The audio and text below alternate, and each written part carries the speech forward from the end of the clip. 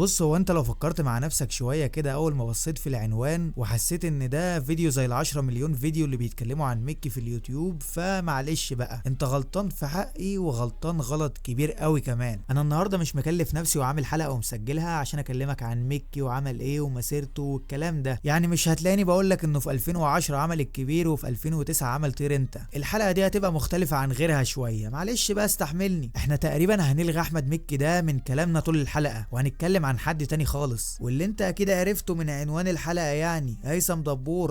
وعشان ما نطولش على بعض اكتر من كده احنا محتاجين نخش في الموضوع بقى. فعشان كده احنا دلوقتي في 2006، ايام موضة مسلسلات السيت كوم الجميلة اللي طلعنا منها باعمال مميزة زي العيادة وشباب اونلاين وراجل وست ستات وغيرهم. السيت كومز كانت اروش واجمد حاجة تعرف تعملها في الوقت ده، وكل الممثلين الشباب اللي كانوا على الساحة ساعتها كان لازم يخوضوا التجربة دي. وواحد من الشباب دول واللي كان من اهم الاسماء اللي طلع في وقتها احمد الفيشاوي، واللي اول ما اتعرض عليه انه يبقى جزء من الحاجة الجديدة دي وافق فورا. ووافق كمان لان اللي هيبقى مشرف على التجربة ويخرجها هو شريف عرفة، الناظر وعبود على الحدود وفول الصين العظيم والكلام الكبير ده. وده في الكوميديا بس، يعني ده في حوارات تانية كبيرة. لكن بسبب انشغال شريف عرفة بفيلم الجزيرة اللي كان بيحضر له ساعتها ما كانش متفرغ كفاية للمشروع، فاختاروا انه يكتفي بالانتاج بس ويدور على مخرج تاني. كان في ترشيحات كتير واسامي مطروحة اكتر، لكن الاسم اللي هيفرق لنا فيهم هو اسم المخرج احمد مكي. التجربة شبابية بالكامل بقى وكده، فمين هيبقى مناسب ليها اكتر من الراجل اللي كان بيتقال عليه اصغر مخرج في مصر، اصغر مخرج في مصر وفي كل الدول العربية. فشريف عرفة اختار مكي وحس انه يعني هيعرف يمشي الدنيا. جه الوقت بقى لاختيار بقية الناس اللي هتشتغل على المسلسل. في مرحلة اختيار الممثلين اللي هيعملوا الشخصيات كانت كل حاجة ماشية تمام. عندنا البطل مثلا شاب غني ومتدلع وبيتكلم لغات وبتاع، هنجيب احمد الفيشاوي. البطلة بنت من منطقة شعبية ولازم يبقى شكلها بنت بلد ومش عارف ايه، فمي كساب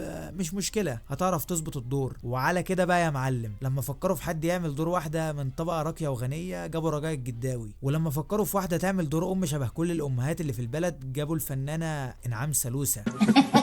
فزي ما قلت لك مرحلة اختيار الادوار ما قابلوش فيها مشاكل كتير الا مع شخصية واحدة، شخصية شاب غني برضه لكن بمواصفات مختلفة شوية عن شخصية احمد الفيشاوي. هو كاركتر خلينا نقول، وشكله واسلوبه كده مش شبه اي حد. كل المصادر اللي موجودة بتقول ان الدور ده اخده ممثل معين، ومفيش ولا مصدر منهم بيذكر مين هو الممثل ده. وسبب تغييره كان ان فريق العمل خد رأي الاغلبية فيه، ومعظمهم شافوا ان الممثل ده مش هيبقى مناسب. وفي حوار عبثي كده لما كان الفنان لطفي لبيب بيقول رأيه للمنتج شريف عرفة، قال له ان اي حد غير الممثل ده يعرف يعمل الدور، اي حد بالمعنى الحرفي، لو جبنا المخرج حتى هيعمله احسن. فشريف عرفة بقى فكر في الكلمة بذكائه وقال طب ما نجيب المخرج، ما اصل وليه لا. والخطوة كانت جريئة شوية لان ساعتها احمد مكي كان المخرج احمد مكي واللي ملوش اي تجارب في التمثيل نهائيا. لكن يعني ادينا بنجرب، هنخسر ايه اللي ممكن يحصل يعني. وبكده مرحلة اختيار الممثلين اللي هيعملوا الشخصيات اكتملت، وجه وقت التصوير وتصور العمل واتعرض في نفس السنة عشان ينزل في رمضان 2006 واحد من اجمد واشهر مسلسلات السيت كوم اللي اتعملت في مصر، تامر وشوقية. والشخصية اللي كنت بكلمك عنها من شوية دي يا معلم طبعا تبقى شخصية هيثم. ده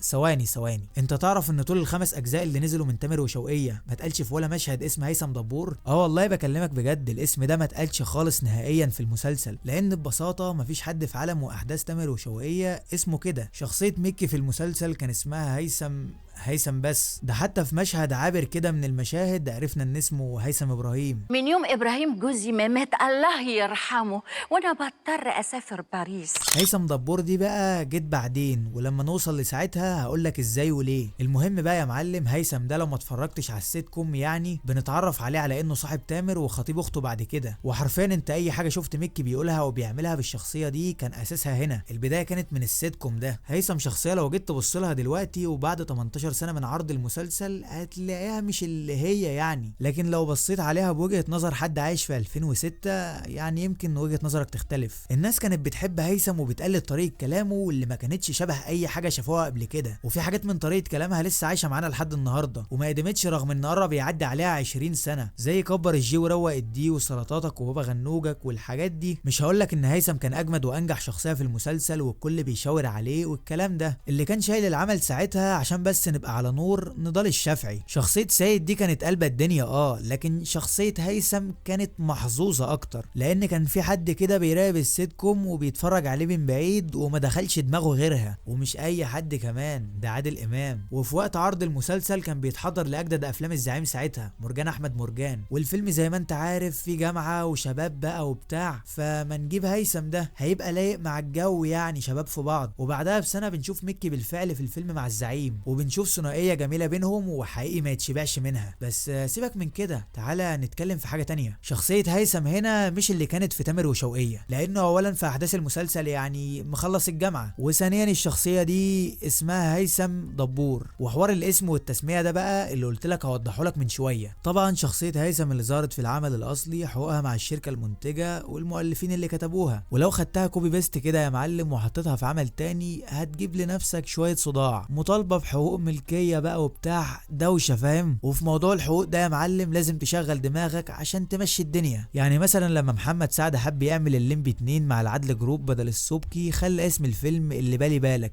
اللي هو الليمبي 2 الجزء التاني ده. انما لو كانوا حطوا رقم 2 فده يعني ان ده بيكمل الفيلم اللي اتعمل قبل كده، واللي هو من شركة انتاج تانية، والعدل جروب مالهمش اي حق انهم يعملوا له جزء تاني. فكده بقى محمد سعد والليمبي عرفوا يهربوا من الدوشة. احمد مكي عمل ايه بقى؟ ولا اي حاجة، جاب شخصية هيثم وخلاها هيثم دبور، وكده يا معلم محدش ليه عندنا حاجة. الشخصية اسمها هيثم ايه بالظبط؟ هيثم دبور. هات لي بقى مشهد من المسلسل بتاعك بيتقال فيه الاسم ده، واتمنى يكون مكي يعني وصل لاتفاق مع الناس اللي كتبوا شخصية دبور وحل الموضوع ودي وبالتراضي، لان لو حصل غير كده مش محتاج اقول ان هيبقى اسمها سرقة. في نفس وقت نزول فيلم مرجان بقى كان بيتعرض الجزء الثاني من تامر وشوقية، وهيثم بيبقى دوره فيه اكبر بكتير من دوره في الجزء اللي فات، وبيبقى من شخصيات القصة الاساسية اللي لو حصل واستغنوا عنها ده هيضر القصة جامد، وهم ما كانوش هيستغنوا عنها يعني. لكن مكي بيقرر بعد تاني موسم انه يعني مش مكمل، وشكلهم لما عرضوا عليه الجزء الثالث في وقتها ما وافقش، لان قبلها وفي كواليس الجزء الثاني كانوا بيتكلموا على الاحداث اللي المفروض تحصل في الجزء اللي جاي، وكانوا شبه ضامنين وجود مكي فيه يعني، فكانوا بيتكلموا على مستقبل الشخصيات وكده. انا وهيثم هنتجوز، بس I'm not sure يعني، لا بس لو اتجوزنا واحنا موافقين هتبقى نهاره اسود ان شاء الله. لكن يا صديقي الدنيا علمتنا ان مفيش حاجه بتمشي حسب الخطه. مكي والشخصيه كانوا طالعين من مرجان بنجاح ضخم واعلانات بقى وبتاع، والشخصيه كانت قلبة الدنيا ساعتها، وطموحات مكي كانت عاليه، فقرر يسيب المسلسل وحصل المتوقع، والمسلسل من غيره مستواه نزل بشكل ملحوظ. ايوه بالظبط نفس اللي حصل لما دنيا سابت الكبير. شايف المستوى اللي وصله الكبير في الاجزاء اللي دنيا مش فيهم؟ تامر وشوقية بقى وصل لمستوى اقل منه. يمكن لو كانوا الاتنين طولوا في مسلسلاتهم شويه كانوا هيمدوا في عمرها موسم كمان او حاجه، لكن اللي حصل بقى، والجمهور هو الوحيد اللي خسران. المهم ان بعد النجاح الكبير اللي عملته الشخصيه ما كانتش حاجه مفاجاه يعني ان يتعمل لها فيلم، بس فيلم اتش دبور ودماغ احمد فهمي في الكتابه خدوا الشخصيه في حته تانية. يعني مثلا هقول لك مثال، في مشهد من المشاهد دبور اتحط في موقف معين وعايز يعبر عن صدمته واندهاشه. انا وانت في العادي كشباب لما بنتفاجئ او بنتعصب او بنعترض بنقول كلمه واحده A7A. ايوه بالظبط، الكلمه اللي ما اتقالتش بشكل صريح طول 100 وشويه سنه سينما اتقالت بشكل مستخبي في المشهد ده، وجا احمد فهمي حطها في سكريبت واحمد مكي قالها عادي جدا واليوم عدى. وده مش تسيب من الرقابه عندنا او حاجه، هما بس اللي ما كانوش بيعرفوا يتكلموا فرانكو وقتها. بالمناسبه المشهد ده اخر فتره بقى بيتشال من العرض على التلفزيون، هما خدوا بالهم متاخر شويه بس خدوا بالهم، نحسب لهم ده. اسم الشخصيه هنا اتش دبور، لان اسم هيثم دبور بقت حقوقه مع الشركه المنتجه لفيلم مرجان، فشال هيثم خالص وخلاها اتش دبور. وعلى فكره اسم هيثم دبور ده اسم حد في العالم الحقيقي، هم كذا حد كمان يعني، في المؤلف هيثم دبور والصحفي هيثم دبور، والله اعلم يمكن يبقى فيه اكتر. والموضوع اكيد كان متعب لاصحاب الاسم بالذات في وقت شهرة الشخصيه. المهم بقى نيجي لاخر مره ظهر فيها مكي بالشخصيه، واللي كانت في فيلم طير انت. البطل في الفيلم زي ما انت عارف كان بيقول للمارد صفات معينه فيقوم محوله لشخصيه بالصفات دي، وكل شخصيه كان بيختارها كان بيبقى فيها عيب، وده اللي بينقلنا للشخصيه اللي بعد كده. والمره اللي البطل فيها اختاروا انه يبقى غني ومعاه فلوس كان عيب شخصيته ان دمه تقيل يعني اتقل من دمي، وانا بحاول اكتب افيهات عشان احطها في سكريبت الحلقه. المهم ان البطل طلب من المارد ان الشخصيه اللي بعد كده يبقى دمها خفيف وروشه حبتين، شخصيه كول. فكانت حركه ذكيه جدا من اللي شغالين على الفيلم انهم يخلوا الشخصيه دي شخصيه دبور. لكن ثواني، هو ده انهي واحد في الثلاثه؟ يعني ده بتاع الفيلم ولا اللي ظهر مع مرجان ولا الاصلي بتاع تامر وشوقية؟ اي حد اتكلم عن الجزئيه دي في في موقع اليوتيوب الاحمر تما هيقولك ان ده دبور ودي ارواح اللي كان بيحبها واتجوزها في الفيلم، واكيد يعني سابها يوم الفرح ورجع لحياته القديمه بعد ما ابوه خرج وفلوسه رجعت تاني. لكن يا صديقي انا النهارده جاي اصدمك بالحقيقه بقى واقول لك ان ده هيثم فاكره اللي كان في تامر وشوقية. انا قلت لك من شويه ان ميكي ساب المسلسل وهو شغال بس ما قلتلكش غيابه اتبرر في الاحداث ازاي. هيثم وداليا اللي هي المفروض اخت تامر كانوا مخطوبين في اول جزئين وفرحهم كان في نهايه الجزء الثاني، والمسلسل قفل لحد هنا، والمفروض واللي كان متخطط له انهم يطلعوا في الجزء الثالث متجوزين بقى وكده. ده حتى كان في كلام ان ميكي وانجي وجدان هيتعمل لهم مسلسل مشتق بشخصياتهم من تامر وشوقية، لكن لما ميكي قرر انه يسيب المسلسل كل الخطط دي ما شافتش النور، وبدأ الجزء الثالث بان هيثم ساب داليا يوم الفرح وهرب منها، وفي اول حلقتين من الجزء ده كانت بتدور عليه في كل حته وهي لابسه فستان الفرح، زي ما هنلاقيها برضو في المشهد ده من فيلم طير انت رايحه تدور عليه في الديسكو بالفستان. وبعيدا عن كل اللي قلته لك ده، حتى بهيج قبل ما يخرج من شخصيه هيثم ويرجع لشخصيته الحقيقيه وقبل ما يعمل الحركه بالظبط راح قال الكلمه بتاعت بوب مارلي اللي كان بيقولها في اغلب مشاهده في المسلسل: No woman no cry. على رأي بوب مارلي No woman no. وبس يا معلم، دي كانت اخر مره ميكي يلبس فيها الباروكه بتاعه دبور، وده هيجيبنا لاكتر نقطه انا كان نفسي نوصل لها من اول الحلقه. هو ميكي بطل يعمل شخصيه دبور ليه؟ اللي هيتقال دلوقتي ده كلام قاله احمد مكي بنفسه في لقاء صحفي سنه 2008. كان في صحفي ساعتها سال ميكي وقال له اللي يخليك ما تستغلش نجاح الشخصيه في اعمال اكتر بعد ما نجح فيلم اتش دبور؟ ليه ما تعملش زي محمد سعد ما عمل مع الليمبي يعني؟ راح ميكي ردد عليه وما تستغربش من الرد يعني، وقال له انا لو جيت وعملت نفس الشخصيه كذا مره يبقى كده انا مفلس كفنان وما عنديش حاجه اقدمها. ده غير ان الجمهور بيزهق لما يشوف الممثل كذا مره بنفس الشكل، وانا مقتنع ان انا لو جيت للجمهور بافكار وشخصيات جديده هتعجبهم وهنجح برضه، لان انا كده هبقى متجدد ومتنوع ومش هيزهقوا مني. الحوار ده يا صديقي كان من 16 سنه، ومش محتاج اقول لك ان كل كلمه ميكي قالها للاسف بيعمل عكسها دلوقتي، بس الفرق انه ما بيستغلش نجاح شخصيه واحده، لا ده بيستغل نجاح 3، وده مش تنوع بالمناسبه، يعني مش عشان بيعمل شخصيات كتير وكده يبقى تمام، هو لسه في نفس نقطة التكرار برضه وبيغرس فيها كل سنة اكتر من اللي قبلها. طب ايه اللي حصل؟ ايه اللي وصلنا لكده؟ ايه اللي خلى واحد كان في يوم من الايام ضد تكرار النجاح واستغلاله يبقى هو نفس الشخص اللي بقاله تقريبا 5 سنين ما عملش فكرة واحدة جديدة؟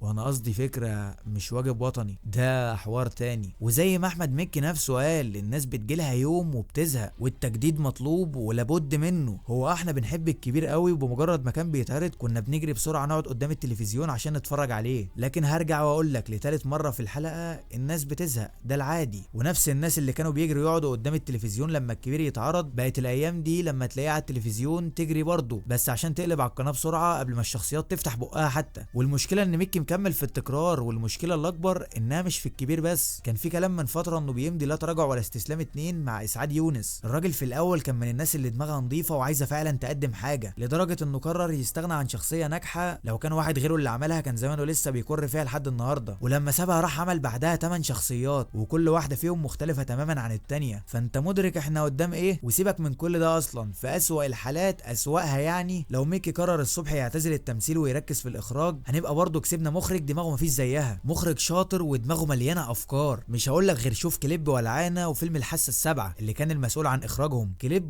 3 دقايق لكن حرفيا كل ثانيه فيه بتقول حاجه ومفيش كادر فاضي او ما فيهوش افيه. والحاسه السابعه بقى حوار تاني، حاله خاصه بمعنى الكلمه، الفيلم اللي ناس كتير بتشهد له بانه كان سابق عصره بمراحل، فيلم دخلنا ولو لشويه صغيرين في دماغ احمد مكي مخرج الفيلم والمؤلف كمان. وحقيقي خساره ان موهبه كبيره زي دي تدفن تحت جلابيه وشنب او باروكه شعر برتقاني، والمفروض هو نفسه اصلا يحس بده ويحس ان الوقت بيعدي، ولو استمر في ده هيلاقي نفسه مضيع وقت كتير قوي من غير ولا شيء يذكر. اتمنى العجله ترجع تدور تاني والراجل ده يرجع زي الاول، احنا فعلا محتاجين ده، عايزين نشوف حاجه جديده، وحشنا التجديد يا راجل، وحشتنا الفرحة. انا عايزه هو يعمل اكشن، يعمل دراما، يعمل كوميديا كويسه، وعايزك انت تعمل لايك وسبسكرايب وتشوف القديم وتستنى الجديد، وتعمل لي فولو على فيسبوك كمان بالمره لو مهتم. وسلام، يلا انا خلصت كده، مفيش اوترو المره دي.